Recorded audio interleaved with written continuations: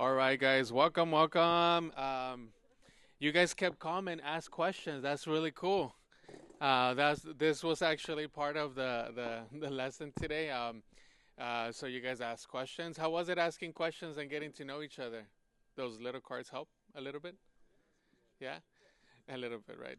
Well, welcome. My name is Oscar. Karen is actually not feeling well today, so she won't be joining us today, but she'll be here next week. Okay, and next week I'm gonna be sick, and she's gonna take over. but um, but it's really awesome to have you guys here.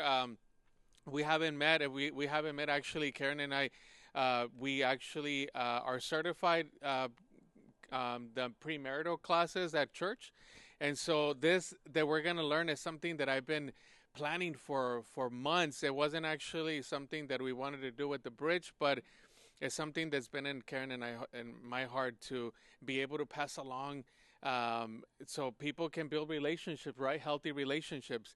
Karen and I meet with a lot of people all the time, and something that they always ask us is like, how do we know if we are actually having a relationship that's fruitful, a relationship that's healthy?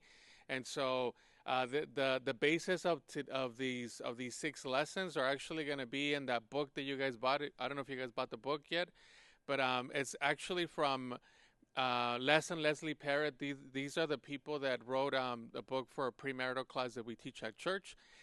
And the whole basis of this book is to become healthy on your own, so that way you can have healthy relationship, whether that's relationships with your family members, like with your brother, your sister, with your mom, your dad.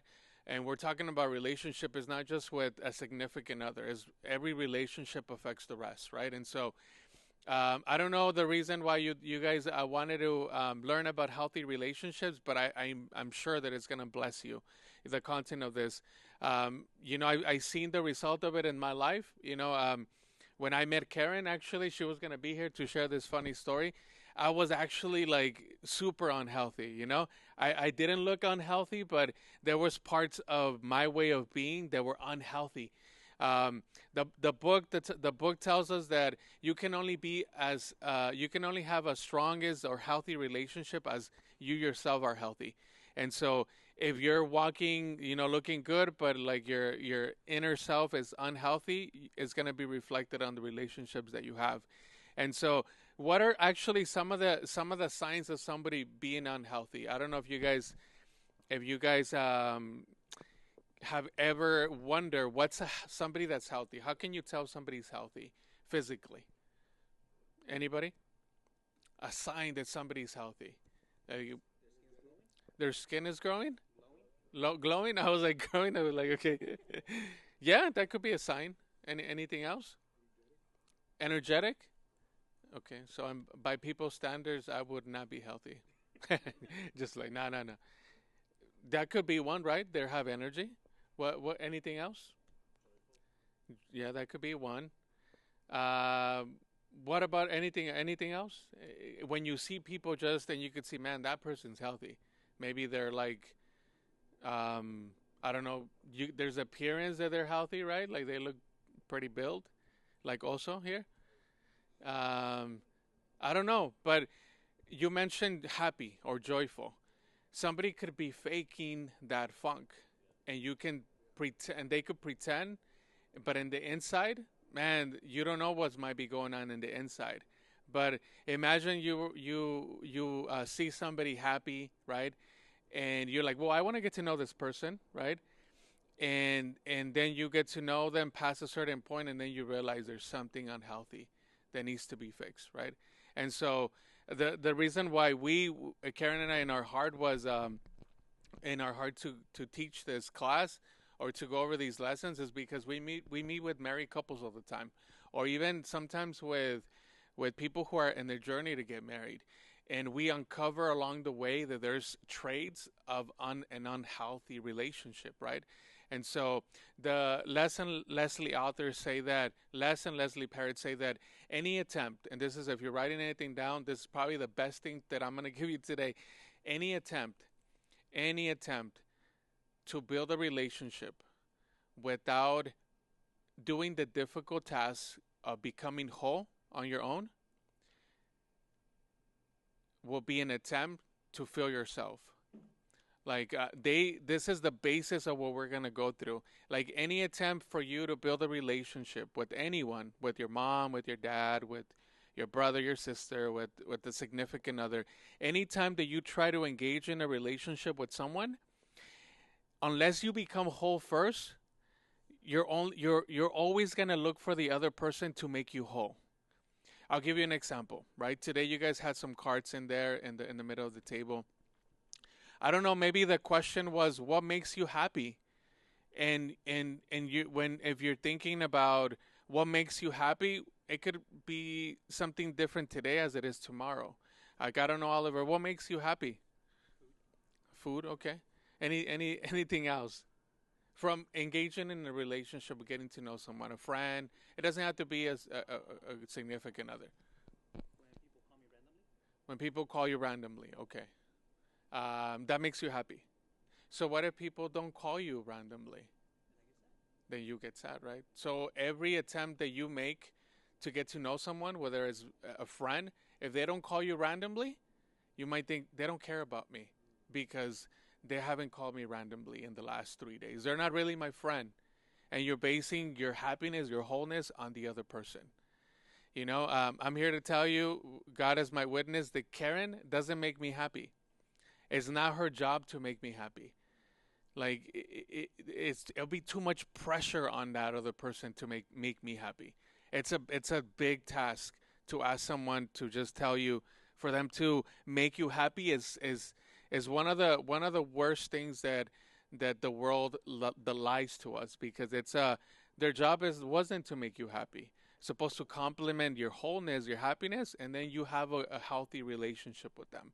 But I wanted to share with you guys, when Karen and I met.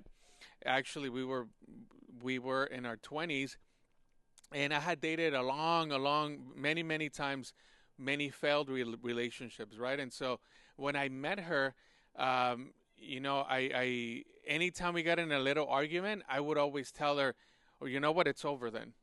That's it. It's over." And I remember for a long time in our relationship, like we would get into arguments or disagreements or something that I didn't necessarily like, and I would tell her that was my to go thing, like on my sleeves. Like, okay, then it's over. And that was my argument, right? All the time. And the reason I found out throughout the years was that I needed to feel like loved and appreciated and wanted.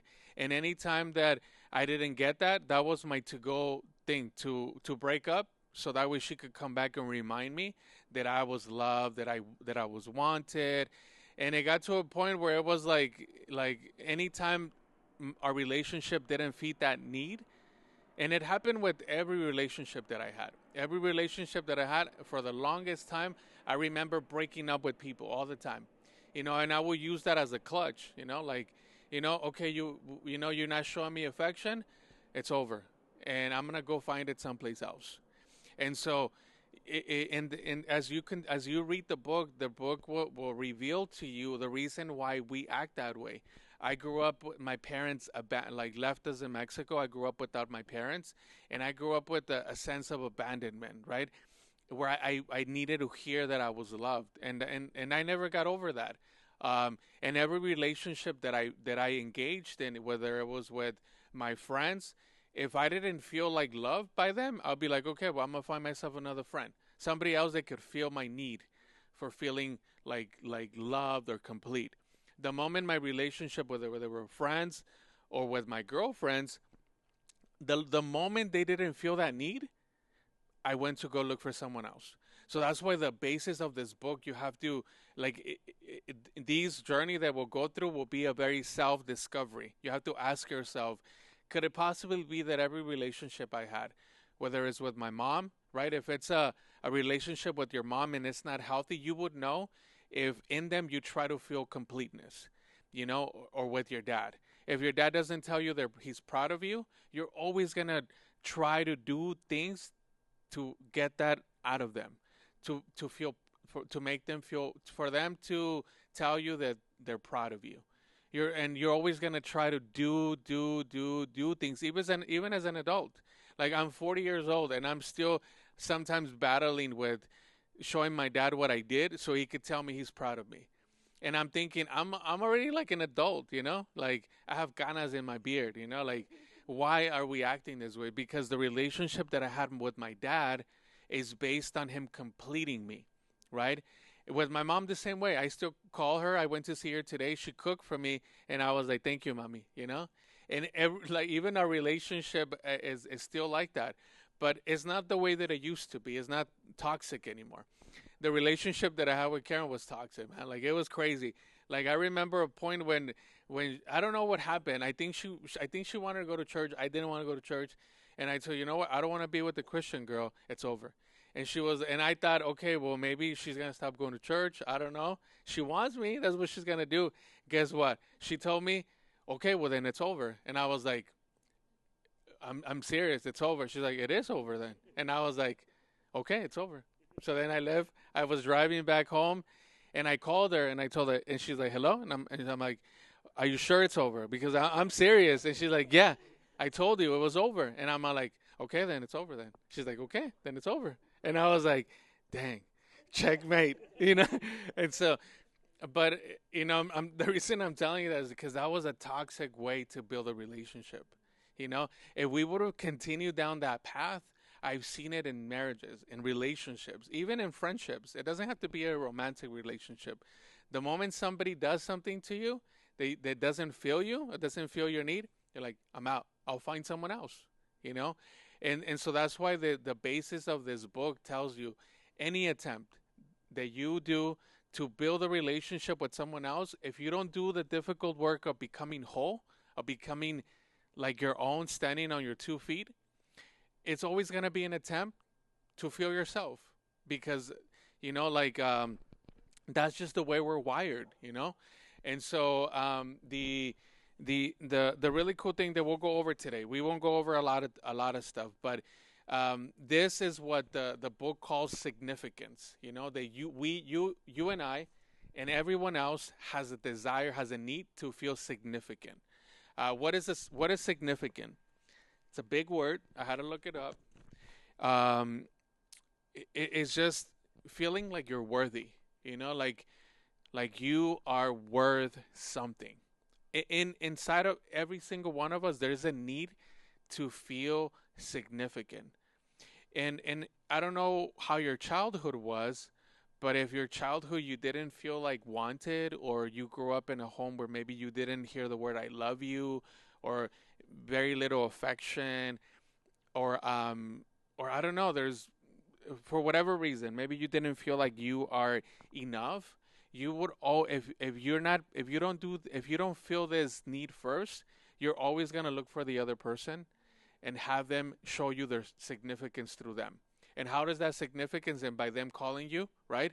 Hey, Oscar, I just want to call you and tell you I love you. And then that happens maybe in the first 3 months of a relationship, and then it stops, right? And what happens then? I would always see myself in a pattern. After 3 months, she's not calling me anymore. She's talking to her friends. What the heck? It's over. And then I'll go look for someone else. 3 months again of getting that ecstasy of like getting to feel loved, feeling that void. This person, I'm not the center of the universe anymore. I don't feel significant. Let me go find someone else. And I lived like that for ever since I was 14 all the way until I met Karen. And Karen, I found this rock in her that she knew what she was worth.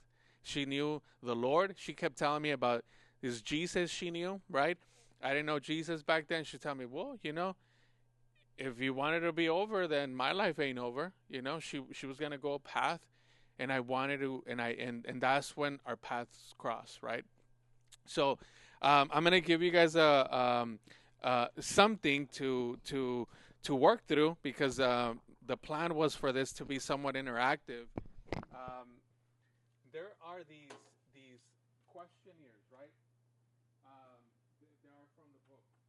You guys, I'm gonna pass them to you guys, and then you guys can take some time to fill these out. And these, um, you guys have saw the the video that I sent you guys, right? Did you guys see the video? Um, I've taken comes with this book that the assessment just you have to do an assessment that tells you pretty much like ask you questions about um that ask you questions about you. Two more.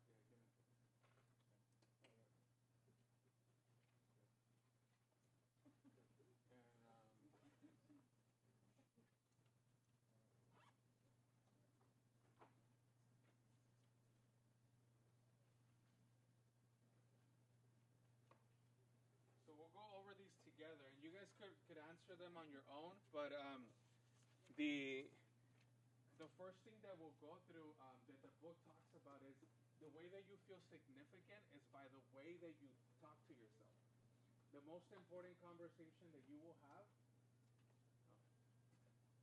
the most important conversation that you will have today, tomorrow, is the conversation that you have with yourself. You know, um, I don't know. I don't know if in the book they talk about in the introduction about how you and I have conversations with each other every single day. Every single day. If we were to wire your thoughts today, most of those thoughts will probably be negative. And the reason why I actually wanted to start this a class with mostly single people is because the negative self talk that we have that goes in our head every single day sabotages the relationships that we could have with people. Like if we were to wire every single one of you and put like a chip that will document every single thought that you have throughout the day from the moment that you wake up all the way to the moment you fall asleep, I almost guarantee it. This is actually a scientific fact that 85% of our thoughts are negative by default. As you are standing right there, you're probably thinking negative things about me. Like, this guy looks like he doesn't have it put together. Everything's whack. The coffee is too dark. Like, that those conchas, man, they were salty. Like, something negative, right? There's always something. It's too cold. Why aren't we inside? Like, I should have joined another group. Like, negative things. They rule and sabotage us, right? And I remember, if you could think back of anyone that you met, and even in these tables that you sat, in a like a millisecond, there was probably like a negative thought that came, you know, uncomfortableness, insecurity, maybe not knowing how to answer the question. Like, there's negative thoughts is just a fact, right? Um, these researchers and these researchers found, and through the book you find it, that 85% of the thoughts that you and I have are negative by default. This is a fact. Um, from the moment that you wake up, you look at yourself in the mirror. You're from that start, you're thinking something negative. Um, Now imagine if you go through life with negative thoughts. What do you think the relationships that you're gonna have are gonna be? A result of your thoughts, right? If you think the person next to you doesn't complete you, doesn't make you happy, that's what's gonna happen. Your life will go in the direction of your strongest thought. And if your strongest thought is negative, man, you'll be expected to go through a wreck and wreck your life and wreck the life of the people that are around you. So that's why Karen and I felt in our hearts that we needed to pass this information along to single people, because when we meet with premarital people, with premarital people, yeah, the couples, they're thinking about getting married. All of a sudden, they find out how different they are. How, like, and Sam could probably attest to this. Your sister took the course with us, and at that moment, you realize, oh snap, we're so different. Like, and you start thinking, are we even meant to be together? Is this person going to complete me? All these negative thoughts. And we've seen it where the person allows those negative thoughts to rule their mind. People split up because of that, because of the sabotage that are in the negative thoughts in our mind. So the crazy thing is that 75% of those thoughts are repetitive. They repeat itself. So here's the formula. 85% of your thoughts are negative, right? And 75% of those thoughts will repeat themselves today and tomorrow. Why do you think some of us go through addictions and it's hard to break them? Because you're going through a cycle of thinking. And unless you break them, unless you cut them at the root, you will continue to have them. You know, I stopped breaking up with Karen until she told me, "Hey, it's over." I'm like, "Oh snap! Hey, I ain't breaking up with you anymore." You see that negative thought? I realized at that moment, it was uprooted, and I no longer went with that thought. Imagine if I would have continued to have that thought in my life. Anytime something got difficult, anytime she didn't make me happy, anytime I didn't feel complete because of something she did, I would have left her. I would have completely gone and found my, it's almost, the book calls it an addiction to complete yourself, to feel significant. And I know it's a crazy word to use, and maybe people don't think that they're addicted, but it is an addiction to want to feel complete, and so the only way they talk about to feel complete is to go to the creator, to the one that created you, that where you will find meaning, where you don't have to do anything, where you know that God is the one that will never ask you to perform, you know, that you will never have to do anything and find true significance in God, where the other person, well, you don't have to put it on the other person. I don't make Karen happy because she's happy and content with the relationship she has with the Lord. And she doesn't make me happy because I have my relationship with God. I found completeness through him, and it's healthy. I don't go to her and tell her, well, tell me I look nice so I can feel good. Imagine the weight of that. Imagine how unfair that is, right? And so um, there's another part that you guys have actually heard me, uh, and I send you guys that video. They talk about awareness of is curative. Awareness allows you to cure things, allows you to fix things. You could go your entire life driving with blind spots, and drive your life with blind spots, unless you know that there are some things in us that are unhealthy, right? And so when we were talking about some healthy signs of being healthy and signs of being unhealthy, right? So in this paper, I gave you 9 things that, according to the psychologists, this is a signs of people being healthy and unhealthy. So here they are. The first thing, someone who's healthy is self-aware. You know that there's things that you need to fix. Someone who's unhealthy is self-absorbed. That means that they just think about them. You don't think there's anything wrong with you. You think, if they only change, then we will be happy, right? If that person would do this, then I will be happy. So it's self-absorbed, but versus self-aware. If you're self-aware, that you're like, maybe there are things in me that I need to change, then you're self-aware, right? I'll go through them, and then you guys could take some time to write down, where do you find yourself? A little bit more self-aware or self-absorbed.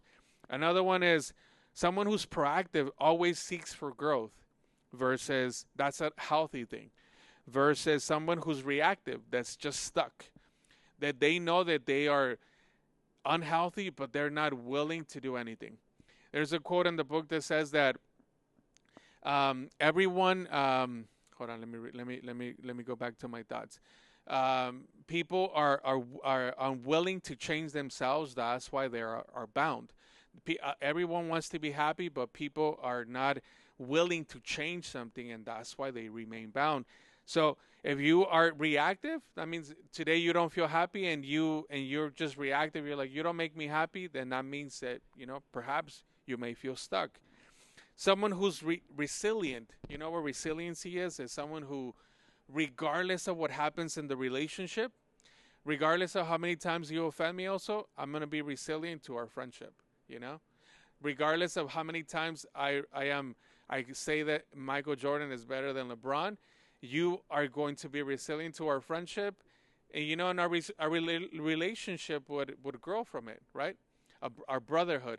Now, if you think about the other person, like a romantic person, If anytime they say something that offends you and you want to look at the door, that, what does that tell you? Is that somebody that's healthy or unhealthy? The flip side of that is inflexible. Someone who, something happens and you're not flexible, you're not willing to compromise, right? The next thing is optimistic. Somebody who's optimistic, who sees life in a positive light, more than likely you think they are healthy. Versus the other side is someone who's always pessimistic. You know, like today. You think, man, like it's so cold outside. I can't wait to put my jacket on. This jacket that I always put on the winter because it's cozy, right? Even though it's cold and we're freezing, I'm thinking, man, it feels good to wear my jacket. Versus someone who says, man, it's so cold in here, man, I can't wait to leave this place, right? So there's the two spectrums, right? Now, if you think back in your relationships, whether it's with your parents, your brother, your sister, or someone that you met, are you on the positive side or are you on the pessimistic side? When you go to a restaurant and it's 2 hours to go to Boiling Crab, of the line is always 2 hours, 2.5 hours. You're thinking, man, it's always 2 hours, man. Like, I knew we should have came in late earlier. We should have, like, man, the whole day is ruined. Versus you going like, okay, 2 hours. We have 2 hours to get to know each other, to ask you questions. How was your day? Tell me a little bit about yourself. Where can we go? Maybe we can go and walk around and spend time together, and then we could come and eat, right? So there's two sides. Are you on the positive side or on the pessimistic side?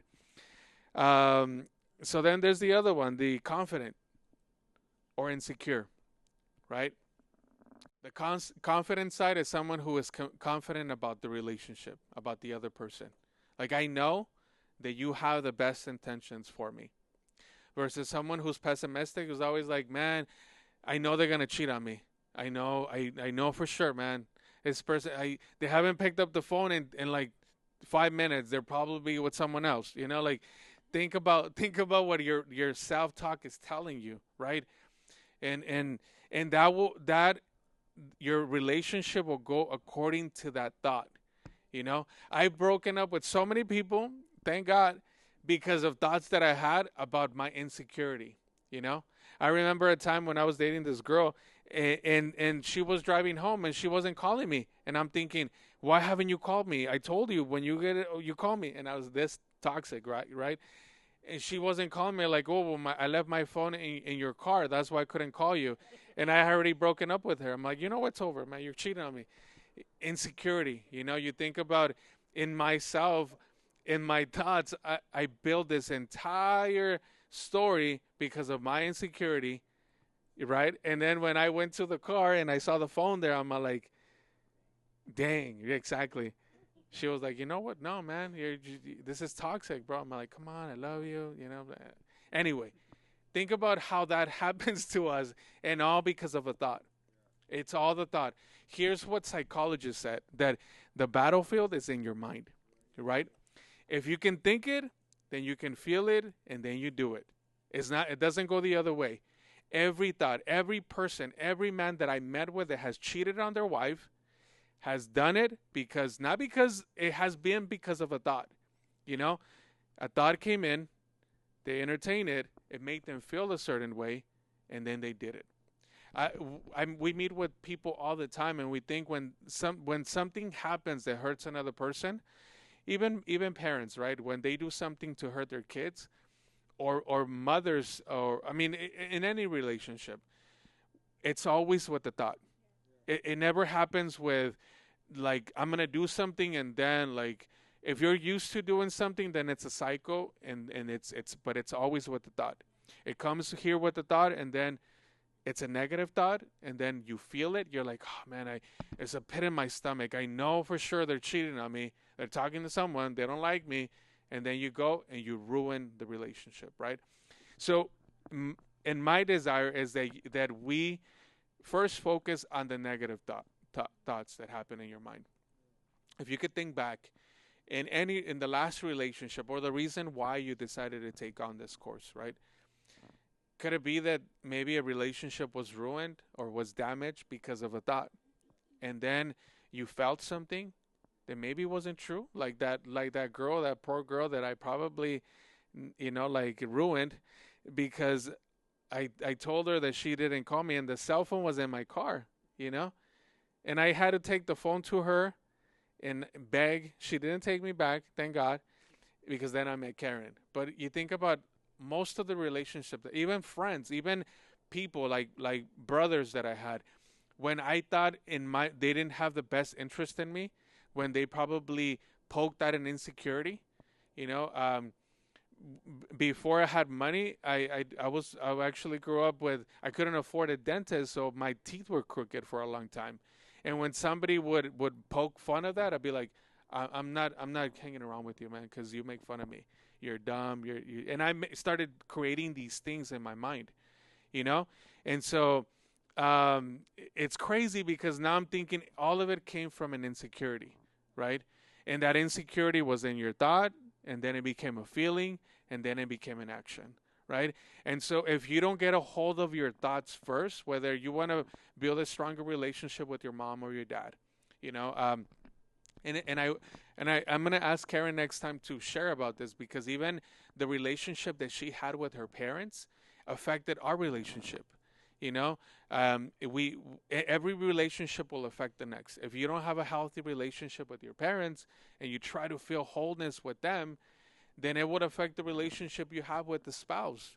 So it's super important that you and I are aware of where our blind spots might be, you know. And so, um, and the other one says empathy versus indifference. You know, when somebody's obviously feeling like today, Karen was obviously feeling ill. And I'm empathetic towards it. I'm like, you know what? It's okay. I got it. But if I'm indifferent and I'm like, you know what? No, we said we're going to do it. We're going to do this class, get some Motrin or some, and you're going to do it, Imagine, like, it's funny, but imagine those are the two extremes, right? When you see somebody like a friend that's going through something and you tell them, man up, bro, like, sack up, like I seen some men do, you hurting the other person, and you're super like you're not empathetic versus even if you're when if you're dating, if you go and date, if you're not empathetic and somebody's going through a difficult time and you're like, well, I don't get it. That's not, I don't understand it. So that's on you. Like there's those two extremes, right? And so are you more on the empathetic side or are you on the indifferent side? And then the last two are, where are the last two? Are you guys good? You guys receiving or shoot? We'll see if you guys receive if you guys come back next week. The other part is humble versus entitled. Ooh, entitled. Dang. So humble is somebody who seeks help when they need it. And it takes humility, right, to ask for help. But somebody that's entitled and says, well, you should have known, you should have known that I was feeling this way. Don't you know me? Like, come on, versus humble that says, hey, I need some help. Can you help me? The healthy is the humble. The entitled is the unhealthy. Somebody who's grateful versus somebody who's resentful. That resentfulness will damage your relationships. But if you're grateful, even for the hard times, man, that's a healthy thing to have. There are things that happen in our life that sometimes you can build resentment for, or even or feel or be grateful. There's this quote that says the yeses. When somebody tells you yes, you usually you're grateful for those things, right? The yeses build your relationships, but the nos build your character. They build you. They make you stronger. The times that Karen and I grew in our relationships was she told me no. She told me it's over. I'm like, it's over? And I was like, and then I had to grow. Like that forced me to be like, man, if I don't shape up, I'm gonna lose this person, And I needed to grow out of that stage that I was in. That grew us, right? And out of that no, I was able to say, you know what, this is not right, man. Like I shouldn't be breaking up with you every 5 minutes. I'm sorry. I won't break up with you again. And in fact, I don't know if I broke up with her again after that. No, no. She tried to break up with me, but then I took her back. Um, no, but I broke out of that cycle, out of that cycle that I was in. Somebody who's growing intentionally, and this is the part that you are in right now. You're growing intentionally.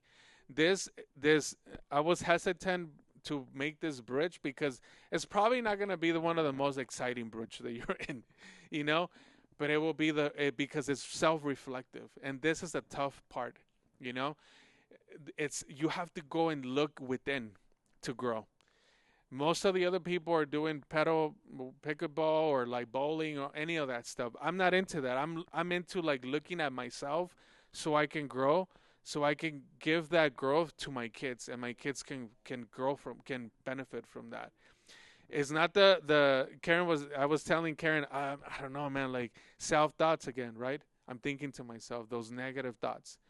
But if the best gift that you can give the relationship that you guys are growing, your kids, if you guys have kids, because I don't know, I'm disclosure. The best gift you can give your mom or your dad, the best gift that you can give the person that you're about to meet or the future person that God has for you is your personal growth, you becoming whole.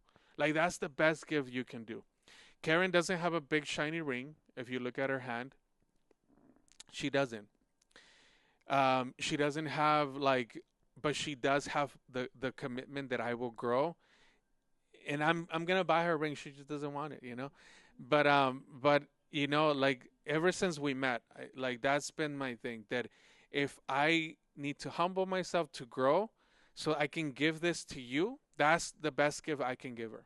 You know, and so for you, that will be my desire for you, that you do this intentionally. It's gonna take work, you know.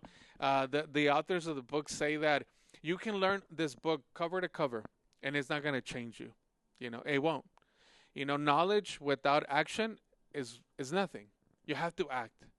So as you go home today, and you guys do this little assessment, there's 3 questions here. These 3 reflective questions. Like rate yourself between how healthy you are in these nine areas, and only you would know the result, right? Um, and if you want growth in these areas, one of these areas will help your relationships, right? If you become less entitled and more, what's the opposite of entitlement? Humble. Think about the change that will be in your relationship. You know, if you become more grateful instead of ungrateful, think about what that will do to your relationship. My the relationship with my dad was a strain. My dad left us when I was a little kid. I was very resentful with my dad for a long time. But like when I came to Christ, I learned to forgive my father, right? And my mother as well. And so now that he's older, I don't have resentment in my heart anymore. I'm just thankful that he's here, that he doesn't even know. I tell my sister and my brother, my dad doesn't even know that he hurt us. Like for all he knows, he was just chilling with his friends drinking, and there was no intent. I'm the one that received that. So because he didn't know and I have grace, I'm going to forgive him, because it is that hurt, that wound that's hurting the relationship with my wife, with my kids, and it's not fair for the other person, right? And so if you have somebody in your life that has hurt you, that you still walking with that the fulfillment that you need from the other person, or maybe you broke up with someone because they didn't fulfill you today, in this last moments that we have, my heart was for you to forgive, for you to release that, and to come to the only one that can fulfill you. The book talks about it, and I pray that when you guys read the book tells you about specific areas in your life. Where are we with time? Because I want to make sure that 9:30. All right.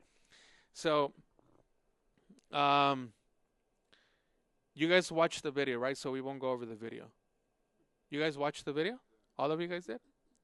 No? Okay. I see someone who didn't do it, so I'm gonna put it on.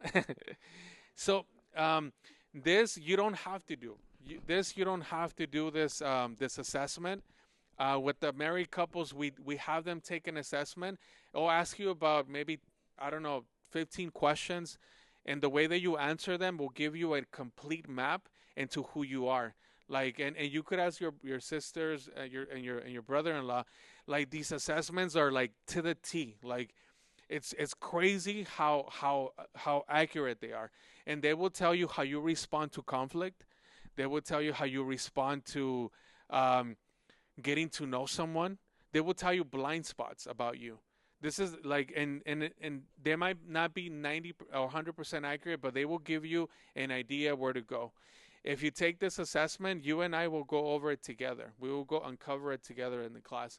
I took it and it's like crazy accurate. Like Karen, I had Karen read it and she's like, man, this is like you, like it's to the T. You don't take it with me. You actually take it with the authors of the book, and it's meant to go along with the reading.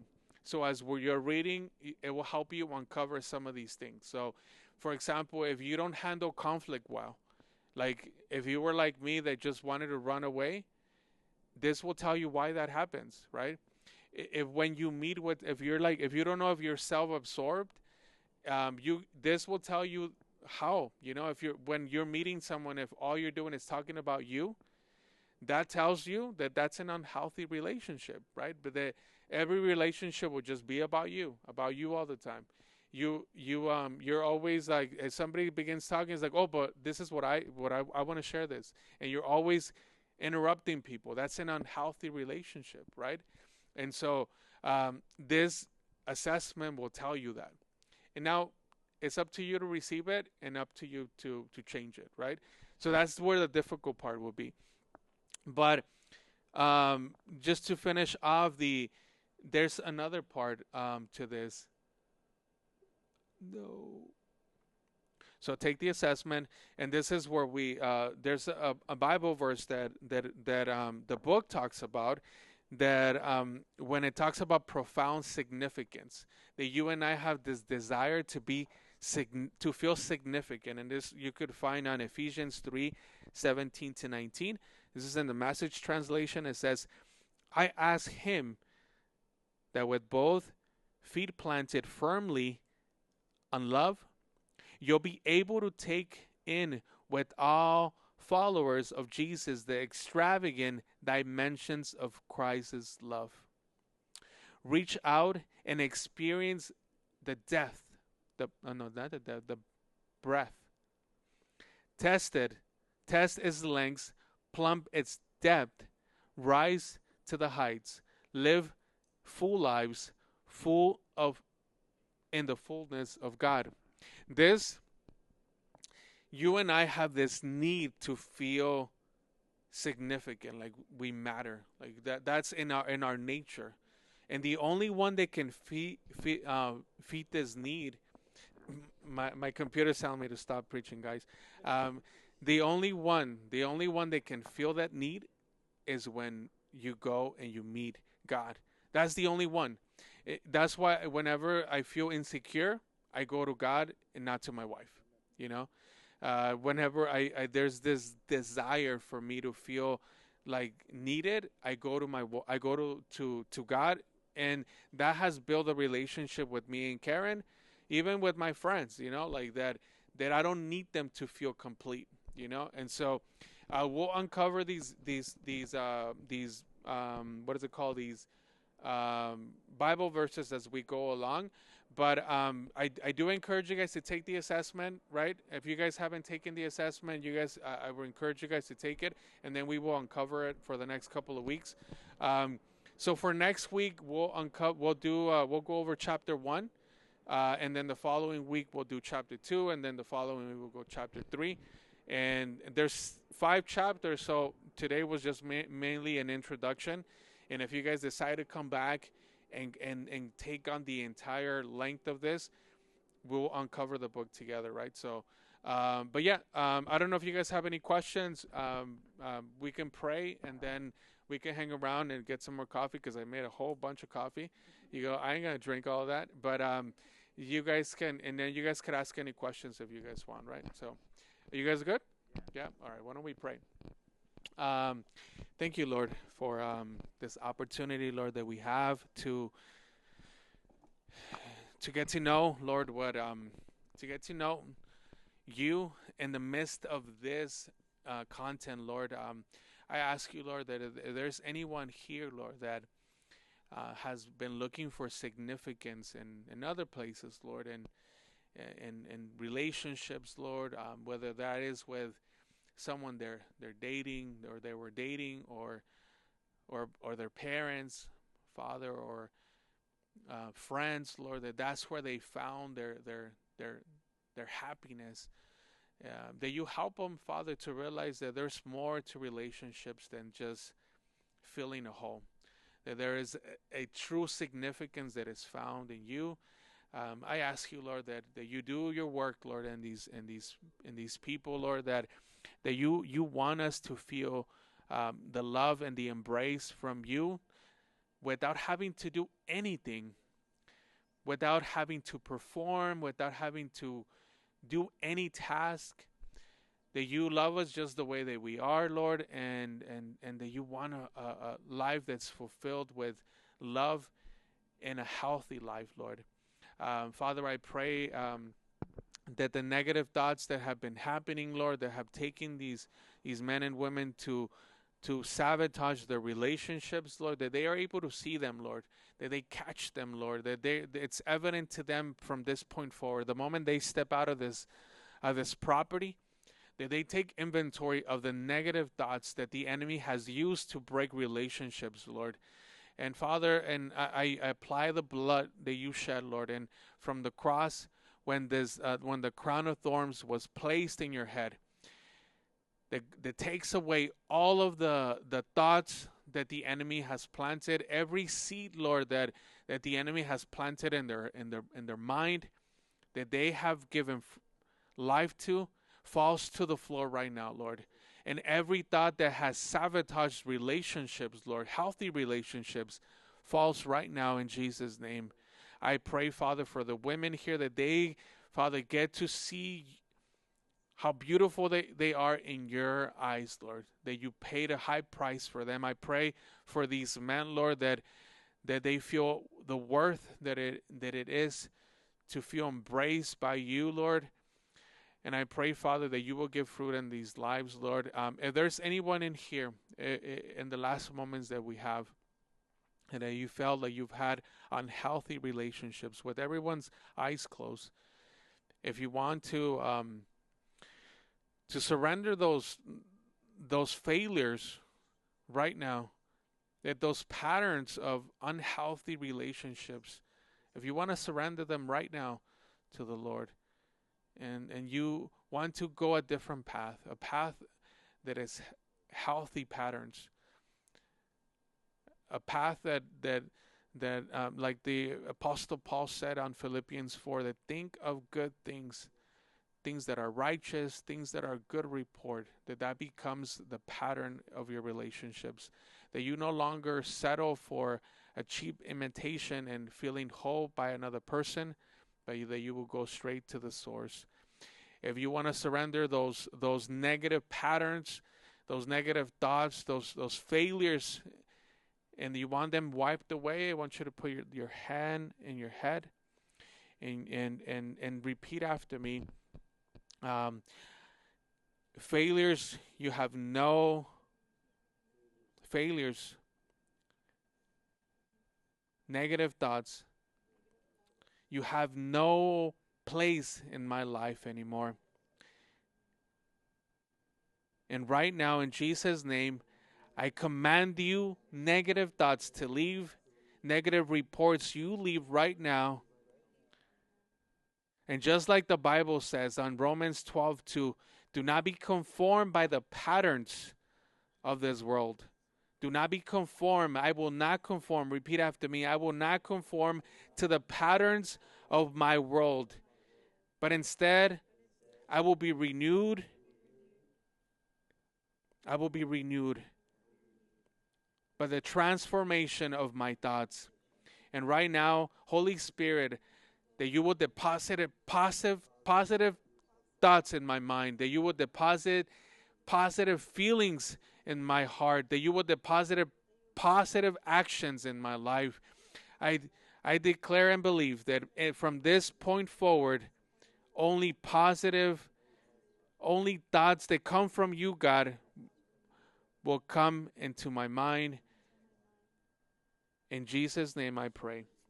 Amen and amen. Why don't we give Jesus a round of applause?